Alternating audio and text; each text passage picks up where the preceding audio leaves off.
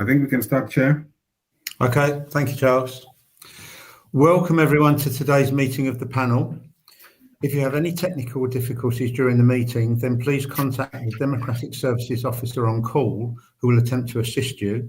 Today's officer on call is Katie Brewer, and the number to call is 577046. I would ask participants, when you are not speaking, please mute your microphone. Microphones must only be on if the participant has been granted permission to speak. To gain my permission to speak, please indicate on the chat and I will then make a note and call you when it is your turn. Would everyone present please ensure that their mobile phones are turned to silent and that they are not used to make or receive phone calls whilst the meeting is in progress. Please also refrain from checking emails and ensure that you're in a quiet room for the duration of the meeting. Please note that this meeting is being live streamed for members of the public. The meeting will also be recorded and will subsequently be broadcast on the internet. Please can I ask the members of the panel to confirm that they are present in the meeting when I read your name out. Councillor Boyd. Present, Chair. Councillor Coleman-Cook. Present, Chair. Councillor Curry. Present, Chair. Councillor Hopkinson. Councillor Hopkinson. Councillor Huxley. Present, Chair. Councillor Pat Moore. Councillor Pat Moore. Councillor Paul Moore. Present, Chair. Councillor Linda Piper.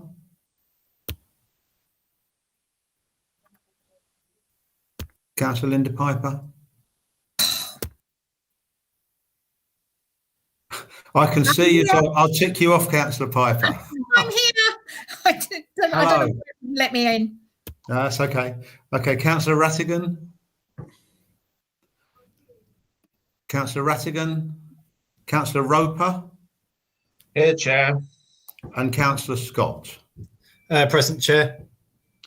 Are there any members who wish to speak under 20.1? No. I've not received any requests for public speaking.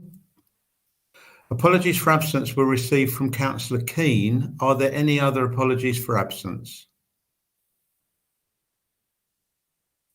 I can't see any. Are there any declarations of interest? No, I'll take that as a no. Okay. Agenda item 4, pre-decision scrutiny. Corporate performance refresh 2021 to 24. I'll firstly ask Tim Willis to say a few words.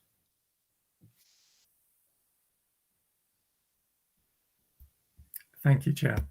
Hannah Thorpe has led the review of performance and will lead on this item. But apart from thanking Hannah for some excellent work, I just wanted to mention a couple of things. First, on relevance, the aim is to monitor performance in areas that matter most to residents and businesses and councillors. The proposals aim to do this whilst reducing the overall volume of indicators. And second, on reporting, our past performance monitoring has been retrospective and reported quarterly. In future, the plan is to produce as much information as possible in real time, always available on our website. This will increase our transparency and accountability and will help reduce the burden of responding to freedom of information requests. I think these and other changes proposed in the report will improve scrutiny, and we welcome the panel's views. Now, with your permission, Chair, over to Hannah. Okay, thank you, Tim. Hannah, welcome. Thank you, Chair, and Again. thank you, Tim, also. I'm just going to present my screen.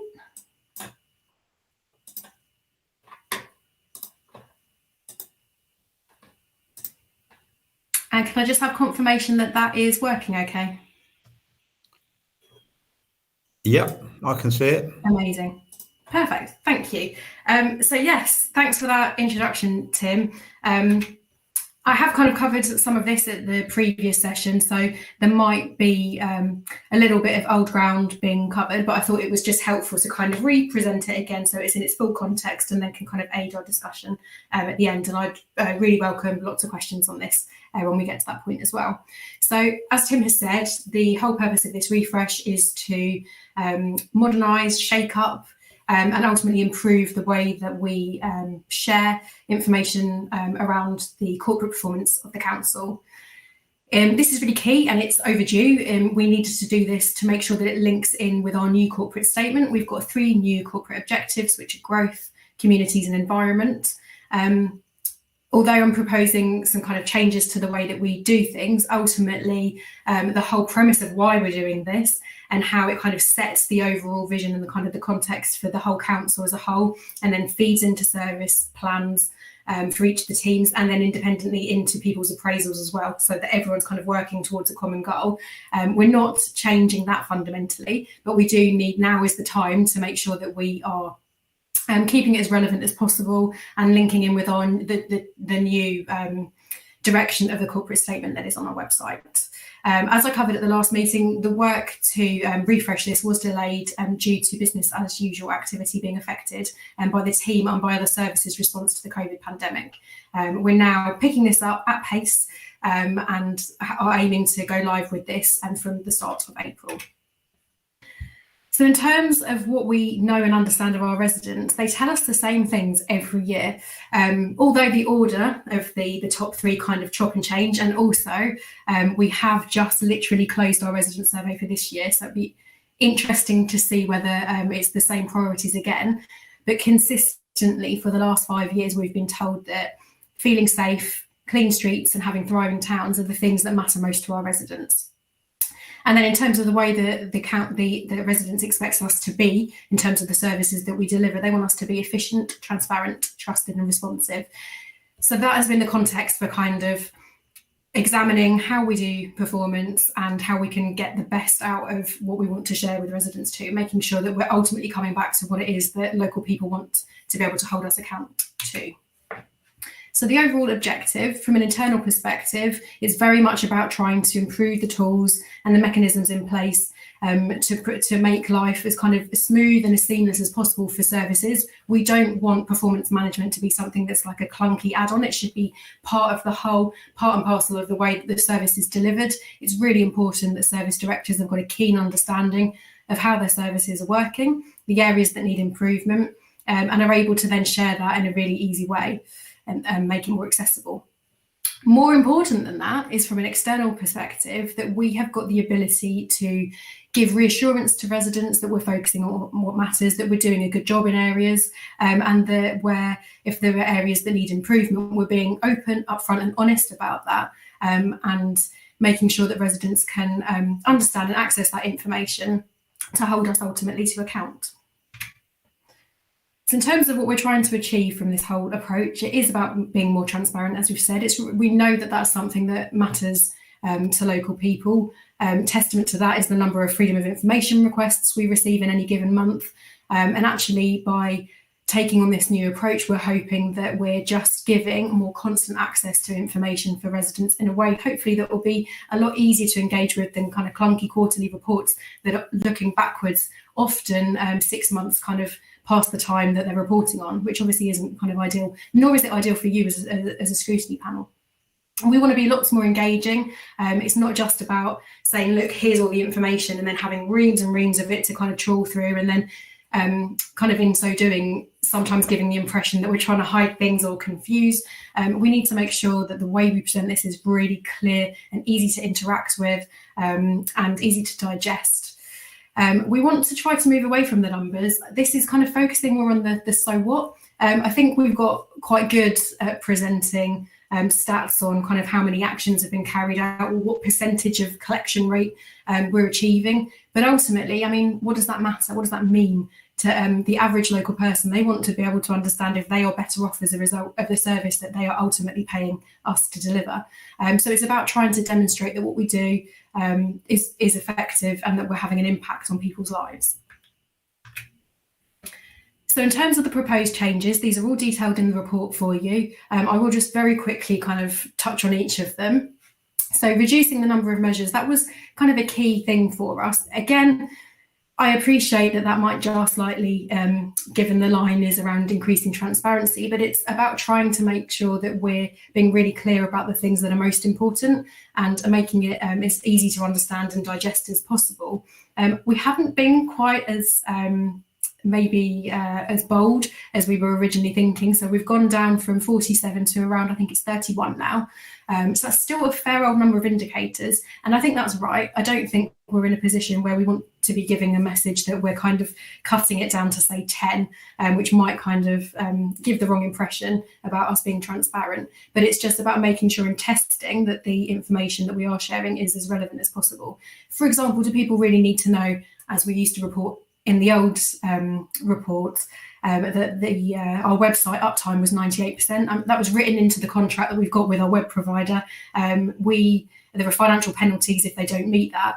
It's kind of a given that we're going to achieve that. And it was, again, a question of kind of also what were residents getting from us sharing that information? So the whole way through, we've tried to constantly ask ourselves, is this something that matters? And why are we sharing it?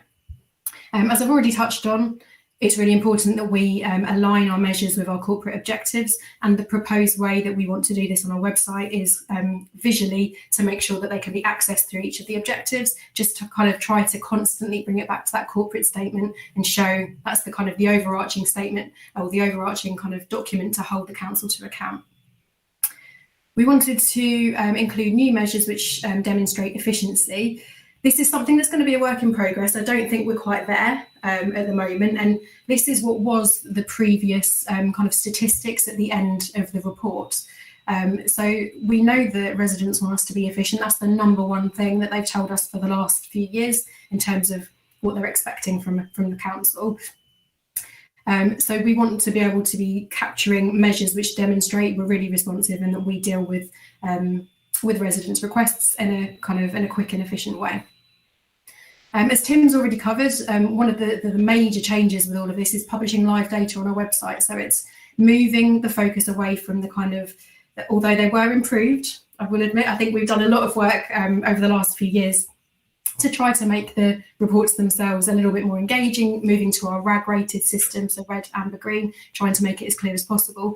But actually having that information live on the website means that you're not relying on data that's then 6 months old potentially by the time it gets to being reporting it, which is, doesn't reflect the council in the best way. And I don't think makes the most of Scrutiny's time in terms of kind of holding us to account with that as well.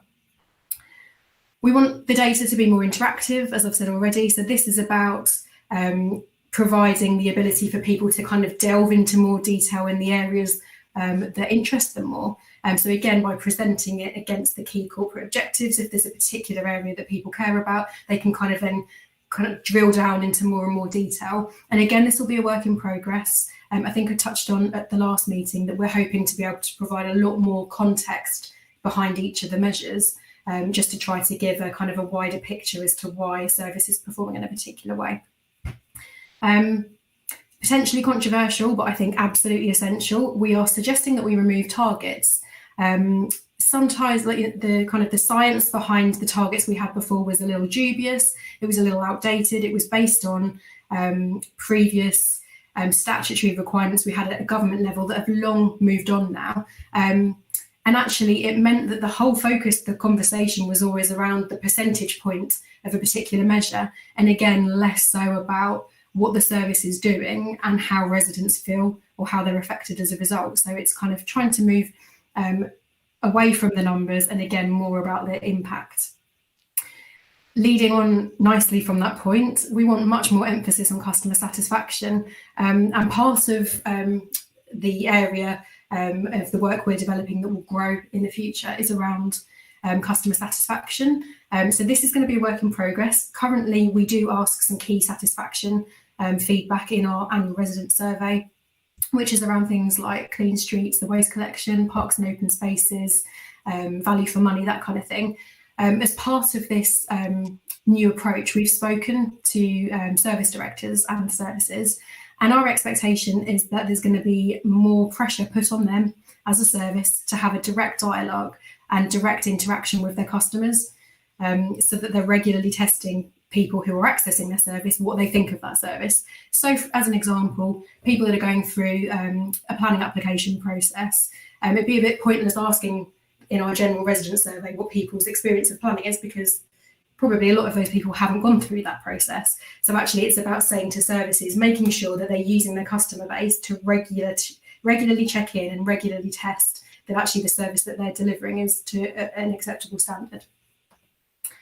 And finally, we're suggesting that we reduce the frequency of reporting. So previously we would come to scrutiny and then to cabinet every quarter, and we'd give you a very, very similar report each time. And I'd feel slightly embarrassed at giving you a very similar narrative every time we met. And whilst it probably was interesting to some people, I wasn't sure that it's necessarily the best use of everybody's time.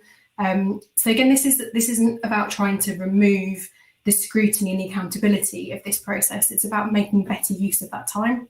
So I think potentially we'll be putting this into place from the 1st of April. I think probably we should come back to you after the first quarter because it is something that's new, and it will be really good to be able to give you some analytics of how many people are accessing information on the website. We can get some feedback about how it's going, and we can share that with you. And I think because it's new, it would be good to do that quite quickly after. But then I would really like to open up a debate with you about how frequently after that you would like reports being brought back to you.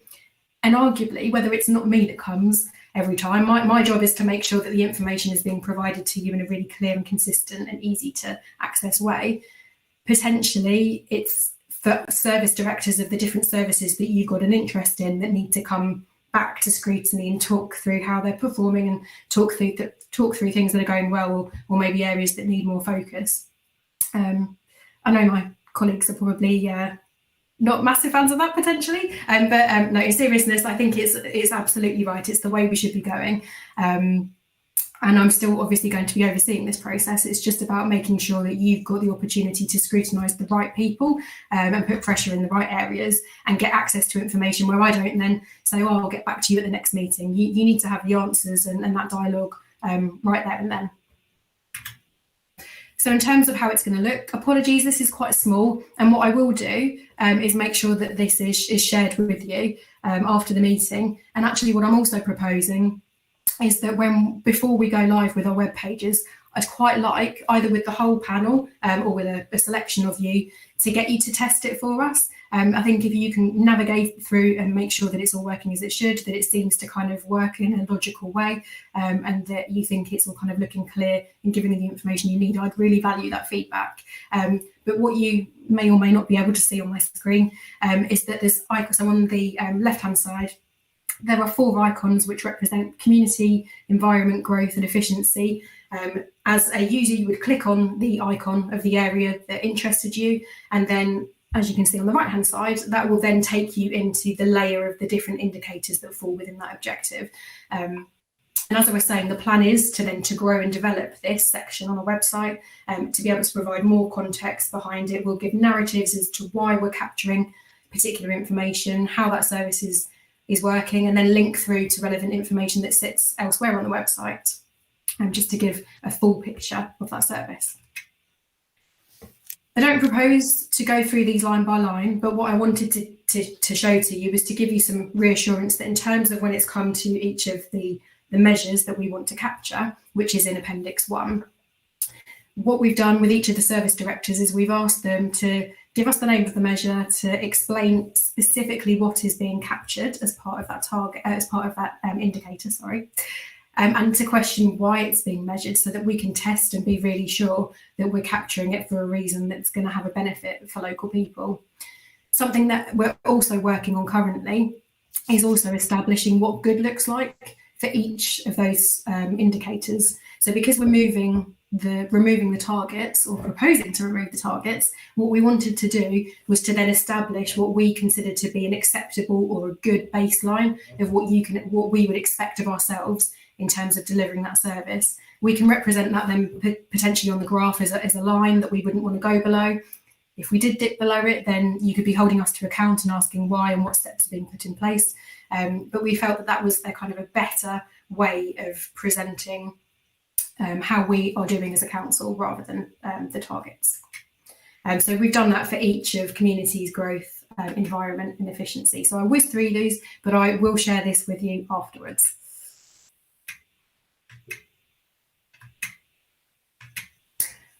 So in terms of next steps, we have a corporate performance management framework that sits behind this. This is something that gets audited as part of our internal audit. process at the council. And we tried to take on feedback from previous audits as part of this new regime. And we need to update that. And that's something, it's an internal document, but I'd be happy if there are Scrutiny Panel members who would be interested to see that. I see no reason why we wouldn't want to share that with you. And that just sets out how this links with appraisals, how it links with service planning, and just kind of making it really clear about how it will all work and kind of what the timescales are around it. We'd really like your input. It will be going to Cabinet next as well, but I'm kind of willing and welcome, in fact, as many questions as you've got in relation to this process and the individual measures as well. There might be things in Appendix 1 that potentially you were surprised not to see, or that you would question why we have included it. I'd really welcome feedback on that. And our next steps, once we've got that steer from you, will be to finalise the development of the website. And like I said, I'm really keen to make sure that we do some user testing with you, just to make sure that it's working in a way that you think is good and is positive.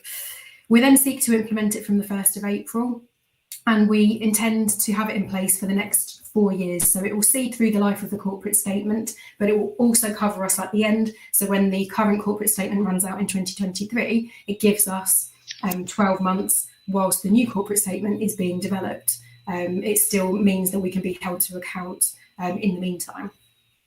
And the final thing that I just wanted to update on before I end the presentation and take any questions, one of the bits of feedback that I got probably the most from Scrutiny in relation to the previous indicators was in relation to the Clean Streets indicator. So obviously Clean Streets is one of the things that matters most to you as councillors and to local people. We wanted to improve the way that we monitor it. It was always considered to be a very clunky way that we managed it before. It was based on something called NI 195, for any kind of geeks out there like myself. And that was previous government statutory guidance in terms of how you collect data and how that's presented and recorded in terms of how particular areas of the streets look. And that's what we presented against in each report. It's really clunky. It wasn't ideal. It was monitored actually by people within operational services. So it's kind of potentially, as audit pointed out to us, people marking their own homework. So what we have agreed with all of the different service directors' blessings is that we're going to roll out the analysis across each of the different service directorates at the council. Everyone's going to contribute to that. They'll have to be trained. There'll be a very particular way of doing it, but we'll be monitoring and mapping particular street areas at a much kind of lower level. And actually what I'm going to do with Nathaniel's permission, I've got my colleague Nathaniel with me, Nathaniel Fisher, and he has been working with Mike Humber to develop this new way of recording this information. Chair, with your permission, can I bring Nathaniel in just to give a little bit more context to that particular measure? Yeah, absolutely. Yeah, welcome, Perfect. Nathaniel. Nathaniel, I'm going to stop presenting and I'll hand over to you if that's okay.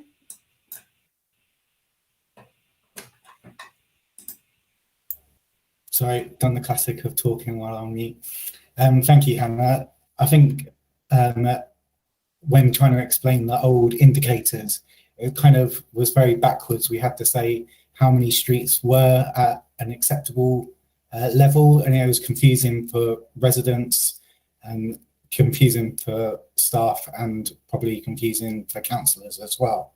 So what we've looked at doing, Mike and myself, is carving up the district into small squares or smallish squares, and then according to where the populations are, focusing on those areas to make sure that the streets are clean, and using, as Hannah said, this survey, which will look at 4 different main areas, so litter, graffiti, detritus, and dog fouling.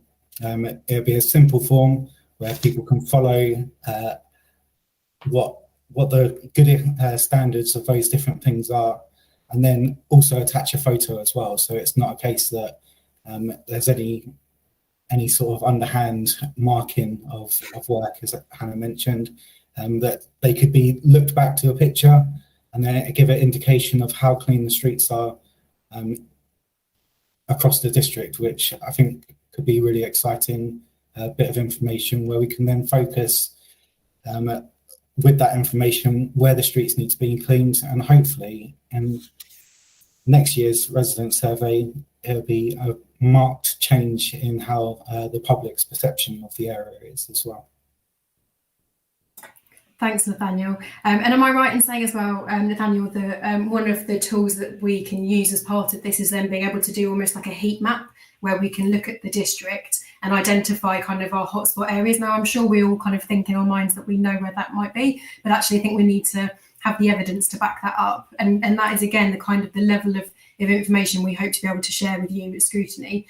So rather kind of than meaningless, potentially, stats about what's acceptable or not, we will have kind of a lot more intelligence to share and be able to give you level at kind of even lower than a ward level. I think they call it middle super output level. I think that's what it is. But anyway, yes, we'll do all of that and we'll make sure it's all clear and explained really well to you as a result. But that was as much talking as I was going to do. You've obviously had the report.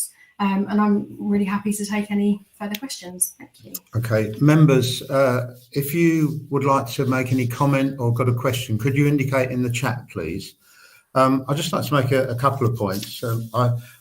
I like the notion that you're going to trial it with us on the basis that if we can use it, anyone can. I think that's, you know, that's a good start.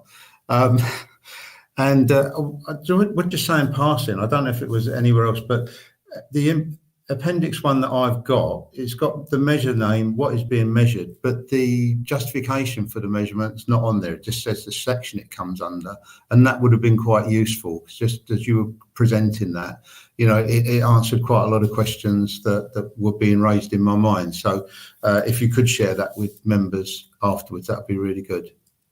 Okay, right. First of all, Councillor Paulmore. Yes, thank you, Chair. I think you've just stolen my thunder because I was going to ask that very question about how we've come to those solutions. My main one was in Appendix 1, the timescale for the houses being empty, the 6-month period.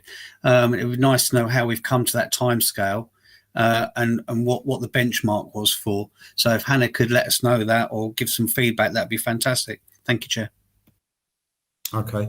Hannah, do you want to address that now? Or do you just want to take a list and feedback, maybe at the end, any ones that you can answer now and come back in writing on any others, yeah? Yeah, that would be great. Thank you. Okay. All right, we'll move on. Councillor Curry. Thank you, Chair. Yeah, thanks for the presentations. I think it's a really good idea, the plan to present the performance data live on the website. I think this would help members and residents.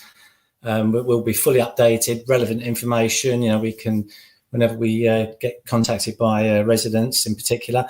What I would like to ask is, would or will enforcement action and fines be added to the data published? We get a lot of contact with residents reporting fly tipping and so on, but they sometimes do ask, you know, has any action been taken? I know a while back on the Twitter page, there was a few enforcement actions on there, and that was really helpful for us to relay back to residents, especially residents who had picked out specific fly tipping and reported that. So yeah, if you could answer that for me, that would be great. Thanks. Okay. Councillor Roper, you have a question? Yes, first of all, a comment on removing targets. There's a quote I heard many years ago was, you don't make a thing longer by measuring it. So I think, yes, I agree with that. Just something on the reduced frequency of reporting. Presumably you're meaning reporting to the council. And if you're reducing the frequency, do you know roughly how long that would be? Would that be once a year? And you said you're moving to live data. How often would that be refreshed? Would that be daily or weekly or what? Okay, that's all. Thank you very much for your report as well, Hannah. Okay. Councillor Huxley. Thanks, Chair. Thanks, Hannah, for your report. I've got 3 suggestions for the indicators. You're saying the tree one, number of trees removed and planted on TDC open spaces. Can you add hedges or hedgerows to that? In the media recently, they said that hedges provide just as much biodiversity as trees, or even more? Number 2, the recycling rate, percentage of waste recycled. Can we have a percentage of recycled waste in Thanet sent to incineration? Again, that's another thing that's been a big issue recently in the media. And number 3, TDC greenhouse gas emissions. Can we add a sort of amount of CO2 emissions from all TDC council houses? Thanks. I mean, you've been talking about TDC public buildings, but housing, I think, is a big issue as well. Thanks. Okay, thank you. Councillor Piper. Thank you, Chair. I'd just like to thank Hannah for her very comprehensive report. Very, very impressive. I'd like to volunteer my services for helping out on the website. And actually, Councillor Roper covered what I was going to ask about the frequency of updating the website. That was it. Thanks very much, Hannah. Okay, Councillor Boyd. Thanks, Chair, and thank you, Hannah and Nathaniel, for your report. It was just a quick question regarding, I saw that complaints is listed as one of the indicators. In terms of what is being measured, it's just simply number of. Would it be helpful to have a timeline of complaints being measured in terms of how quickly they're dealt with? Or indeed things like queries and stuff like that, so how our response time, whether it's via the website, via Twitter, via Facebook, so our response time, because I think that's quite important to residents. Obviously, in the previous set of indicators, we had call time response. And so I was just wondering, would we have something like that? Because that very much means quite a lot to residents. Okay. I can't see any other members at the moment. If you've got any queries, please indicate in the chat. I've got a couple of questions and comments. It probably singles me out as old-fashioned, but rather than welcome the removal of targets, as Councillor Roper does, I'm a little bit concerned that that can actually be a way of sort of sliding away from things that maybe aren't currently looking quite so good. It's fine that you're going to have a qualitative measure rather than quantitative, but who decides the quality? It still seems to me essentially that somebody somewhere has to be making some value judgment as to what an acceptable level would be. So I'd be interested in a few more thoughts around that. You said that, which we're all aware of, that the resident survey forms the basis for a lot of the feedback that we get from the public. And I wonder if you could just remind us how many people are approached, how many respond, and do we have any idea how the demographic of the surveyed group matches the demographic of the district? What else? Oh yeah, it's great that everything's going to go on the website and it's going to be all singing and dancing, and that is great progress. It will only be worthwhile if it's really used. So what plans have you got to encourage traffic to the website and to that particular bit of it? Because it's fine, we've got it all there, but if people aren't going to it, then it's not really doing too much. I think it's essential that, we table now that perhaps in 12 months' time, we have a real critical review of the whole thing. I mean, I know we're going to be looking at it on an ongoing basis, but I think we should have diarised, if you like, a time when we will actually say, well, okay, this is what you said we were going to do. This is what we've done. This is how the public reacted to it. Has it worked? Hopefully it'll be yes. And how can we improve it? But I definitely think we need to do that. I'm also interested that a number of the things in the measures, we're talking about, we're measuring things by public opinion. We've got resident survey, opinion of parks and open spaces, recycling service and whatever. I mean, are they all annual surveys? And if they are, is that adequate? Or maybe should we find a way for that to be a more rolling survey rather than as it is? One thing I think is really good, I think it's good that we're recording how many percentage bins we collect rather than the percentage we miss. I've been banging on about that for years because I think our service is brilliant, you know, and we should be really celebrating that. So I think that's probably about it for my comments. You've got lots of other comments there, Hannah or Tim and Nathaniel, between you. Can you answer as many of those as you can? Absolutely, very happy to. And do you know what? I'm such a saddo. These are really brilliant questions. They're so good. I can see Nathaniel's been smiling away as well. So we're all on the same page with this, I think. I think I'm going to take them in reverse. That just means you fooled us, Hannah. Again. Right, okay. I'm going to try and, I think I've captured everything that we needed to cover. So going in reverse. Right. So public opinion, you are exactly right. And our reliance on an annual resident survey, whilst it's a brilliant exercise for having a snapshot of a moment in time from a random selection of people that would otherwise probably be disengaged with the council. And I think that is an excellent tool for that, but that's all it is. And what we need to move more towards is supplementing that with customer satisfaction surveys. So the resident survey is kind of our annual snapshot. What we are doing as part of this process is putting pressure on the services to do far more frequent checking in with their customers. And we can, if this is something that Scrutiny would be interested in, we could be quite prescriptive and we can capture how often each of the services are going to be doing that and what that looks like, to make sure that you're kind of satisfied that that's a robust enough mechanism. But yeah, absolutely, they are two distinct things. And I certainly don't want, I think before we've relied on the annual resident survey to be more than it actually is. So that's where we are with that one. So we're on the same page there.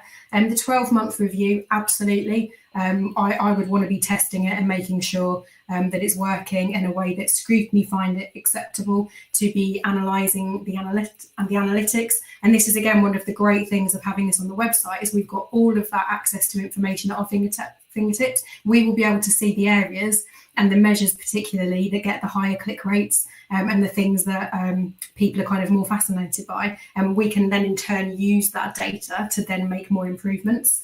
That in itself absolutely has to go hand in hand with better promotion. So as part of this, once we finalise the approach and we've got it in place, you are exactly right. I can't imagine many people, if any, are going to just randomly search, performance data at Thanet Council on our website and navigate their way there. We absolutely have to promote that, and that will be part of the communications activity once we've got that in place. What have we got next? Resident survey. So in terms of the kind of the mechanics of how that works, yes, you're right, it's an annual survey. It was slightly late this year as a result of our COVID response, but it's gone out. We've turned that around quite quickly, and we're currently analysing the data now. I'm pleased to confirm we've got the higher response rate than we've had in the last 5 years, which is great. It's gone up every year. We've got more responses. I don't want to get too excited because we're still talking around the 1,000 mark. So, we're not, it's not staggering. But in terms of kind of from a statistical point of view, that's an average rate. It's 1 in 6 because we go out to 6,000 randomly selected residents. And that kind of level of response rate in terms of an industry standard is good. That's exactly what you would expect to be getting and achieving. So I'm really pleased with that. We'll be sharing those results with you very soon. Because we delayed it slightly, then I was really keen to make sure that we communicate the results to that quite quickly. And in terms of how we determine who we go out to, it's a random selection, but it is based on postcode area so that we can then make sure we target proportionally the number of areas. So we're kind of making sure that we're going out to people in this kind of a variety of different areas as possible. Other demographics, we've stopped recording. So government guidance changed, and the guidance nowadays in relation to capturing personal data is unless you critically need to be gathering that data and you can argue as to why you need that data, then you shouldn't be asking it. I do wonder whether that's something that maybe we can test, because I think it would be helpful, particularly to know kind of maybe age range in addition to postcode. And maybe there's some other factors that would really help, and we would be able to demonstrate that it's important to understand that demographic, because it might mean that we've got to change the way we're delivering that service to that particular group. But hopefully that gives kind of enough of a steer on how we do that. how do you make a value judgment about good performance? My goodness, how long have we got?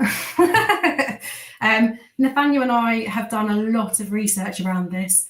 Moving away from targets is it's becoming more common practice. This is something that businesses the world over now are moving towards and trying to understand quality over and above kind of quantity. You still need to have that quantity to understand that you're delivering the service in the way that you'd be expecting. But it's as I was saying in the presentation, about kind of understanding the impact of what you're doing. And that is around more of the kind of the opinion side. So our starting point is going to be just to share that data with you and say, and I think our benchmark will be numbers of people satisfied versus numbers of people who aren't satisfied. I think that's going to be our benchmark.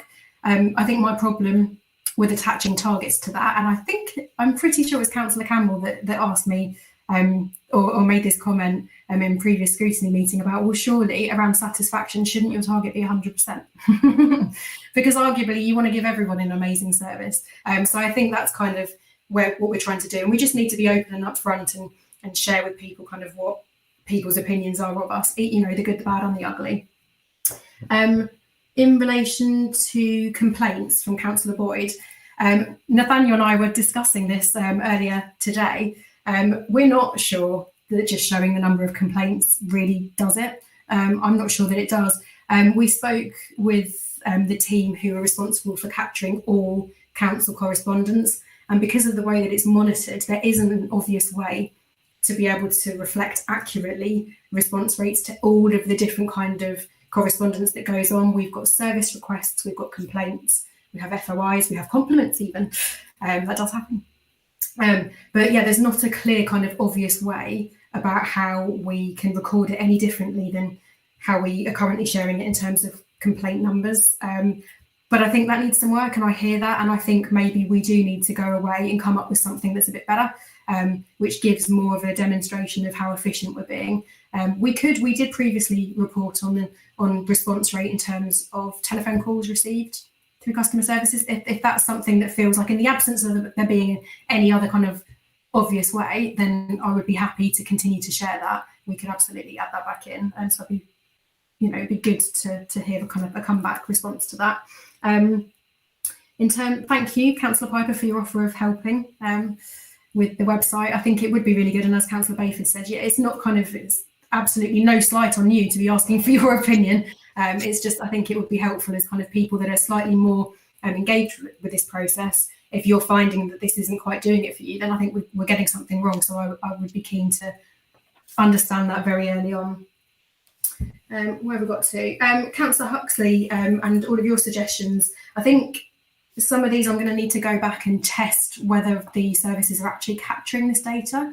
So you've mentioned about hedges and hedgerows, the recycling rates, and what we send for incineration, and our CO2 from all council housing properties. I'm going to put Nathaniel a bit on the spot. I don't know, Nathaniel, whether you know that that's something that's captured currently, any of those things. Okay, I'm going to try. So the incineration for recycling, because Kent are the disposal authority, those figures would probably be something that Kent County Council would have access to, and wouldn't necessarily reflect how Thanet are dealing with the waste. It's their role to actually dispose of the waste rather than the collection of the recycling. For the other ones, I think we do need to go back to the services and see if it is being captured. Thanks, Nathaniel. And I was just going to add on that, just because some of the data isn't necessarily information that we hold and report on ourselves, there's no reason why we couldn't, for example, within the context of that indicator, include links to the websites or the web pages of the other agencies who are recording that kind of data, just to try to be kind of more helpful. We'd have to be really clear that we weren't giving the impression then that we're owning that and responsible for it. But actually, if that's something that's useful and interesting to people, why wouldn't we want to kind of make it easier for them to find out more information about that? I think it's a really good suggestion. And we'll come back to you in relation to the other suggestions, because I think if that's stuff that we capture and we can include it, then there's no reason why we shouldn't. Councillor Roper, in relation to how often we're going to be refreshing data, again, I'm going to hand over to Nathaniel, but just from my perspective, Nathaniel is amazing at what he does. I don't want to embarrass you, Nathaniel, but you are. And actually, one of the things that we are doing as part of this process is making sure that from the kind of the back office side of things is having all of our internal systems talking to our website. So the idea is to automate it so that the data can be pulled from our system and then automatically populated into the website. The dream with that is that means that can be done on a really regular basis. But it might be, again, that you want as scrutiny panel members particular assurance. And what we could do is maybe record for each of the indicators we're capturing. We can make it clear on the website how frequently that is refreshed to make sure that we're being really transparent about that. Nathaniel, is there anything more you wanted to add on that? I don't think so too much. It's just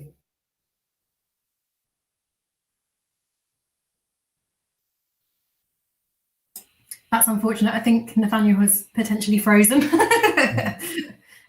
I will continue. When Nathaniel reappears, then I might jump back to him. Councillor Roper, the other question you asked was in relation to the frequency of reporting.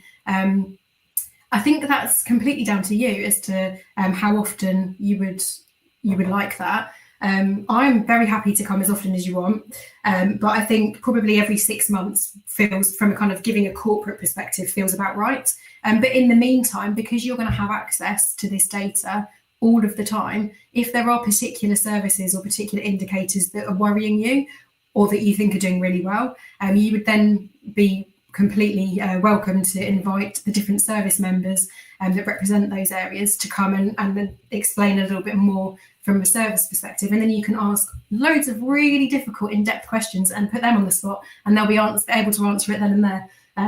That's the kind of plan. But I think we were really hoping, and I'm hoping that this is something that pleases Nick as well. This is trying to make the best use of scrutiny's time and the best use of the function of scrutiny and being able to hold particular people to account. That's, again, one of the things that we were really hoping to achieve with this. Nathaniel, you look like you're moving. Can I jump back? Yeah.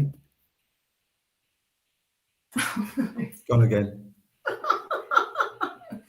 This is just a bit of a light relief to try and brighten the mood a bit. It's ironic that he's the technical wizard as well, isn't it? It's really rather unfortunate. At least he's frozen smiling though, that's good. This is true. Okay, I'm very close to the start of the question. So Councillor Curry asked in relation to enforcement actions and activity. This is definitely something that we know is important to local people, and we will still be capturing that. Enforcement absolutely will be reported. Again, I'm kind of happy to, with the table that we share, we can give a bit more information in relation to actually what that breakdown looks like, what that includes, and how frequently that would be reported. But yes, it is something that, as you pointed out on social media, we're trying to drive more communications around that, because we want to demonstrate that we're being really proactive as a council. And then the final question, or the first one, however you look at it, which was from Councillor Moore in relation to this timescale of 6 months around the housing indicator. I don't know the answer, I'm afraid. So I thought I'd be honest. Again, I don't know. Again, no worries, Nathaniel. You are moving again. I might try one last time. Were you the very first question that came in relation to property, the timescales? Is that something that you're able to help out with? So with the timescales, obviously we need to be sensible for annual surveys. We're not going to update that on a daily basis. Where data is available on a more frequent basis, we'll make sure that we can get that updated. But we're working with the services to make sure we've got a schedule of when they will be updating their data or it's available. And I think, again, it'd be sensible to share what that schedule is when the time's right. Okay, thanks, Nathaniel. Tim, sorry if I ignored your hand for a while. You want to say something? So, Tim, did you want to come in? I was just going to say what I know about the 6 month rule on empties. Right. It's a sort of industry standard. It's typically, when people talk about long-term empties for sort of managing stock, generally it's 6 months.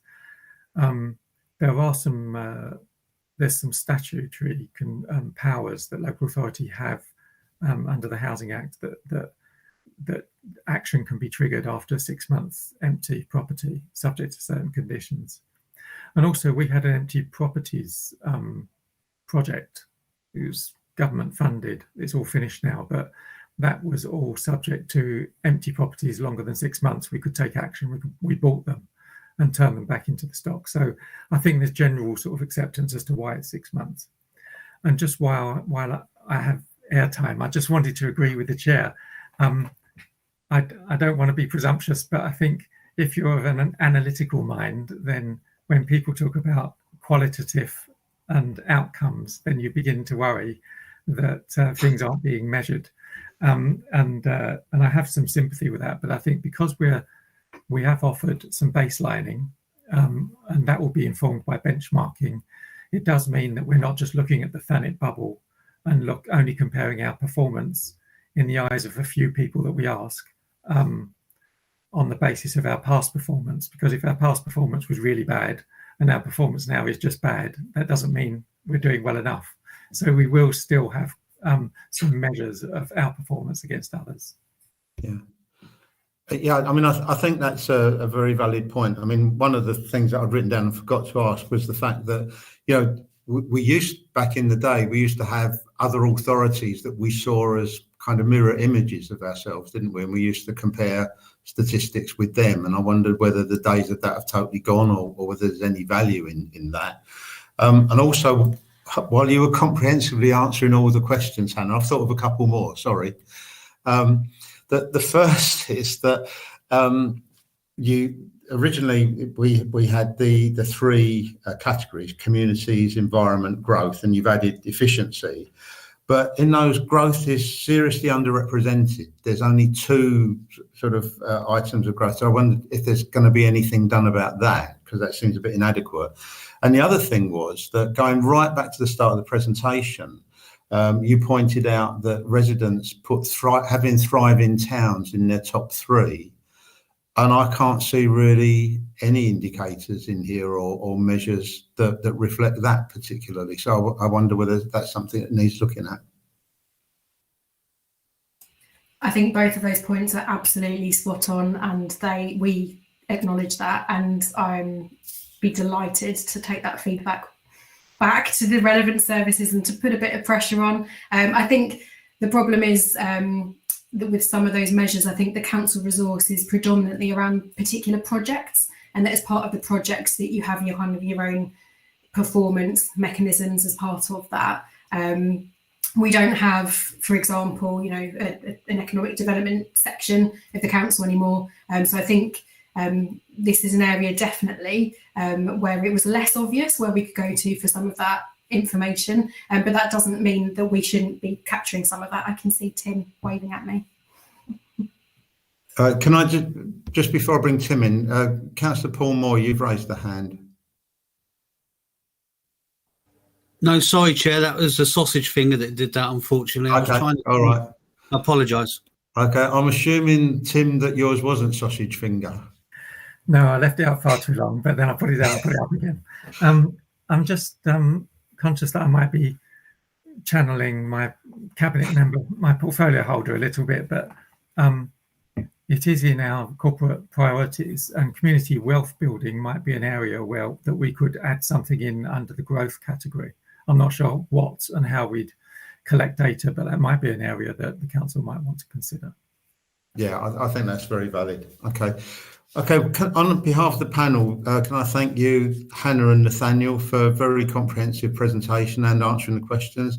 Thank you, Tim, for a bit of clarity around some of the things. I think you've gathered from this meeting that we're very supportive of it. I think it's a very positive step forward. And I think I just asked the panel to note the report that we've got before us today, and again to get the commitment from you guys that you will take away the suggestions that we've made and incorporate them in what's clearly still a work in progress, but looks very impressive, and I'm sure we look forward to being a great success. So thank you very much. Members, officers, that concludes the meeting. So thank you very much for attending, and goodbye.